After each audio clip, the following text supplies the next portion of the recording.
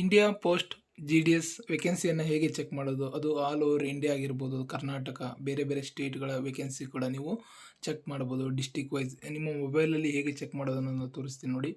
Just ನಿಮ್ಮ mobile ಕ್ರೋಮಲ್ಲಿ ಹೋಗಿ ನೀವು ಅಲ್ಲಿ ಗೂಗಲಲ್ಲಿ GDS ಅಂತ ಸರ್ಚ್ ಮಾಡಿ, ಇಲ್ಲ ಪೋಸ್ಟ್ GDS ಅಂತ ಸರ್ಚ್ ಮಾಡಿದರೆ ನಿಮಗೆ ಒಂದು ವೆಬ್ಸೈಟ್ ಕಾಣುತ್ತೆ.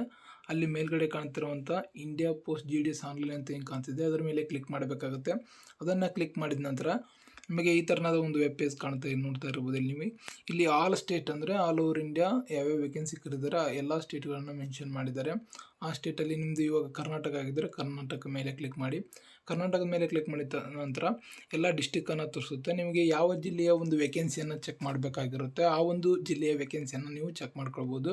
ಇಲ್ಲಿ ಕೆಳಗಡೆ ಸೆಲೆಕ್ಟ್ ಡಿವಿಷನ್ ಅಂತ ಇದೆ ನೋಡಿ, ಅದರ ಮೇಲೆ ಕ್ಲಿಕ್ ಮಾಡಿ ನಿಮಗೆ ಯಾವ ಜಿಲ್ಲೆಯ ಒಂದು ವೇಕೆನ್ಸಿ ಚೆಕ್ ಮಾಡಬೇಕಾಗಿರುತ್ತೆ.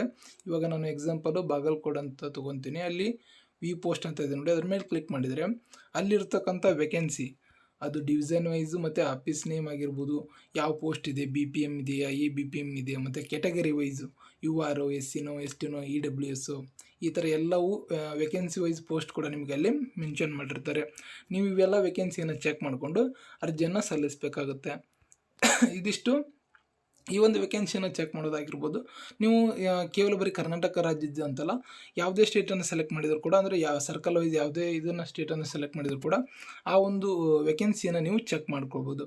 ಮತ್ತು ಇತ್ತೀಚೆಗೆ ಕರೆದಂಥ GDS ವೇಕೆನ್ಸಿಗೆ ರಿಲೇಟೆಡು ಆಲ್ರೆಡಿ ಒಂದು 5 ಲಿಸ್ಟನ್ನು ಬಿಟ್ಟಿದ್ದಾರೆ. ಅದನ್ನು ಎಲ್ಲಿ ಚೆಕ್ ಮಾಡ್ಕೊಳ್ಳೋದಂದರೆ ಇಲ್ಲಿ ನಿಮ್ಮ ಸ್ಕ್ರೀನ್ ಮೇಲೆ ಕಾಣ್ತದೆ ನೋಡಿ, GDS ಆನ್ಲೈನ್ ಎಂಗೇಜ್ಮೆಂಟ್ ಅಂತ ಅದ್ರ ಮೇಲೆ ಕ್ಲಿಕ್ ಮಾಡಿ. ಕ್ಲಿಕ್ ಮಾಡಿದ ನಂತರ ನಿಮಗೆ ಇಲ್ಲಿ ಸರ್ಕಲ್ಸನ್ನು ಚೆಕ್ ಮಾಡಿ, ಅಂದರೆ ಸ್ಟೇಟನ್ನು ಸೆಲೆಕ್ಟ್ ಮಾಡಿ ಕೇಳುತ್ತೆ. ಅಲ್ಲಿ ಕರ್ನಾಟಕ ಮೇಲೆ ಪ್ಲಸ್ ಮಾರ್ಕ್ ಮೇಲೆ ಇದೆ ನೋಡಿ, ಅಲ್ಲಿ ಕ್ಲಿಕ್ ಮಾಡಿದರೆ list of short listed candidates ಅಂತ ಇದೆ. ಒಂದನೇ ಲಿಸ್ಟ್ ಅದು. ಲಾಸ್ಟು ಇವೆಲ್ಲ ಇದಾವೆ, ಕೆಳಗಡೆ ಇರತಕ್ಕಂಥದ್ದು ಸಪ್ಲಿಮೆಂಟರಿ ಲಿಸ್ಟ್ಗಳೆಲ್ಲ.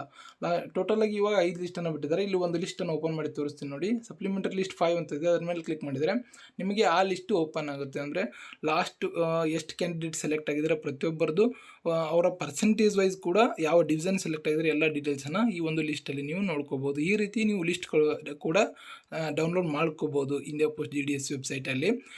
ಈ ರೀತಿ ನೀವು ವೇಕೆನ್ಸಿಯನ್ನು ಚೆಕ್ ಮಾಡಿಕೊಂಡು ಅರ್ಜಿಯನ್ನು ಸಲ್ಲಿಸಿ. ಮತ್ತು ಒಂದು ವೇಳೆ ನಿಮ್ಮ ಅಪ್ಲಿಕೇಶನ್ ಹಾಕಿರ್ತಾರೆ ಅದರ ಸ್ಟೇಟಸ್ ಏನಾಗಿದೆ ಚೆಕ್ ಮಾಡೋದಾದರೆ ಇಲ್ಲಿ ಸ್ಕ್ರೀನ್ ಮೇಲೆ ಕಾಣ್ತಿರೋ ಹಾಗೆ ಇಲ್ಲಿ ಕೆಳಗಡೆ ಕಾಣುತ್ತೆ ನೋಡಿ, ಇಲ್ಲಿ ಅಂದರೆ ಅಪ್ಲೈ ಆನ್ಲೈನ್ ಅಂತ ಇದೆ ನೋಡಿ, ಅದ್ರ ಮೇಲೆ ಪ್ಲಸ್ ಮಾರ್ಕ್ ಮೇಲೆ ಕ್ಲಿಕ್ ಮಾಡಿದರೆ ಅಪ್ಲಿಕೇಶನ್ ಸ್ಟೇಟಸ್ ಬರ್ತಾ ಇದೆ. ಅಪ್ಲಿಕೇಶನ್ ಸ್ಟೇಟಸ್ ಫಾರ್ಮ್ ಅಂತ ಇದೆ. ನಿಮ್ಮದು ರಿಜಿಸ್ಟ್ರೇಷನ್ ನಂಬರ್ ಇರುತ್ತೆ, ಅಂದರೆ ನೀವು ಫಸ್ಟ್ ಅಪ್ಲಿಕೇಶನ್ ಹಾಕುವಾಗ ಒಂದು ರಿಜಿಸ್ಟ್ರೇಷನ್ ನಂಬರ್ ಜನ್ರೇಟ್ ಆಗಿರುತ್ತೆ. ಆ ಒಂದು ರಿಜಿಸ್ಟರ್ ನಂಬರ್ನ ಇಲ್ಲಿ ಎಂಟ್ರಿ ಮಾಡಿ ಸಬ್ಮಿಟ್ ಮಾಡಬೇಕಾಗುತ್ತೆ. ಎಂಟ್ರಿ ಮಾಡಿ ಸಬ್ಮಿಟ್ ಮಾಡಿದರೆ ಅದರ ಒಂದು ಸ್ಟೇಟಸನ್ನು ನೀವು ಇಲ್ಲಿ ಚೆಕ್ ಮಾಡ್ಕೊಳ್ಬೋದು. ಇದಿಷ್ಟು ಏನು India post GDS online vacancy ಬಗ್ಗೆ ಇನ್ಫಾರ್ಮೇಷನ್ ಆಗಿರುತ್ತೆ. ದಯವಿಟ್ಟು ಮಾಹಿತಿ ಇಷ್ಟ ಆದರೆ ಲೈಕ್ ಮಾಡಿ, ಶೇರ್ ಮಾಡಿ, ಸಬ್ಸ್ಕ್ರೈಬ್ ಮಾಡಿ. Thank you.